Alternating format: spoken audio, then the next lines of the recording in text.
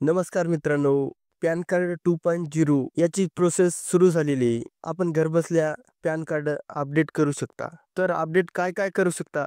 Mobile number आणि email ID आपण घरबसल्या आपल्या मोबाईलवरून आपण अपडेट करू शकतो. याची संपूर्ण माहिती आपण या व्हिडिओमध्ये पाहणार आहोत. चॅनलवर जर नवीन आला असाल तर चॅनलला सबस्क्राईब करा. चला तर व्हिडिओ सुरू करू. मित्रांनो, सर्वप्रथम आपल्याला Googleवर सर्च करायचं आहे पॅन कार्ड ॲड्रेस अपडेट असं सर्च करायचं आहे. याची लिंक डिस्क्रिप्शन बॉक्समध्ये सुद्धा देण्यात आलेली आहे.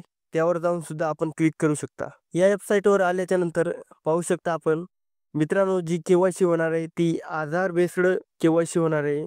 आपल्याला वर स्क्रोल केल्याच्या नंतर आपल्याला आपला पॅन कार्ड नंबर हा टाकून घ्यायचा आहे आणि त्यानंतर आपल्याला आधार नंबर हा आपला टाकायचा आहे. आधार नंबर टाकल्याच्या नंतर आपला डेट ऑफ बर्थ मध्ये आपल्याला महिना आणि इयर टाकायचा आहे. त्यानंतर मित्रांनो आपल्याला अटी शर्ती मान्य या बॉक्सवर असे टिक करायचे राईट. त्यानंतर आपल्याला आय एम नॉट रोबोट यावर क्लिक करायचं आहे असं आणि क्लिक केल्याच्या नंतर आपल्याला सबमिट करायचं आहे. त्यानंतर मित्रांनो आपल्या आधारला जो मोबाईल नंबर लिंक असेल किंवा ईमेल आयडी लिंक असेल त्यावर OTP जाईल. तर मित्रांनो आपल्याला कंटिन्यू विथ KYC यावर आपल्याला क्लिक करायचं आहे. क्लिक केल्यानंतर आपल्या मोबाईल नंबरवर किंवा आपल्या आधारला जो ईमेल आयडी लिंक आहे त्यावर आपल्याला एक OTP पाठवला जाईल. तो OTP आपल्याला टाकून घ्यायचा आहे. त्यानंतर आपल्याला सबमिट या बटनावर क्लिक करायचं आहे. त्यानंतर मित्रांनो अगोदर आपल्या पॅन कार्डला जो नंबर लिंक होता आणि जो ईमेल आयडी आपल्या पॅन कार्डला लिंक होती तो आपल्याला वर दाखवली जाईल. Do you wish to update your mobile number and email ID PAN based याला आपल्याला येस करायचं आहे. येस केल्याच्या नंतर आपल्याला वर स्क्रोल करायचं आहे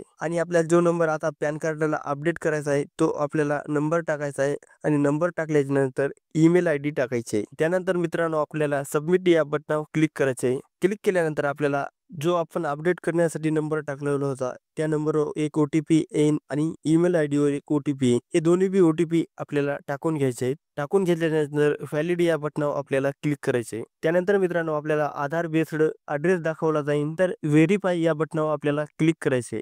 जनरेट अँड सेव्ह प्रिंट यावर आपल्याला क्लिक करायचे. क्लिक केल्याच्या नंतर आपल्याला एक पावती जनरेट होईल आणि ती पावती आपल्याला सांभाळून ठेवायची आहे. त्यामध्ये आपल्याला एक ॲक्नॉलेजमेंट नंबर मिळेल. त्या नंबरने आपण आपले स्टेटस चेक करू शकता. धन्यवाद.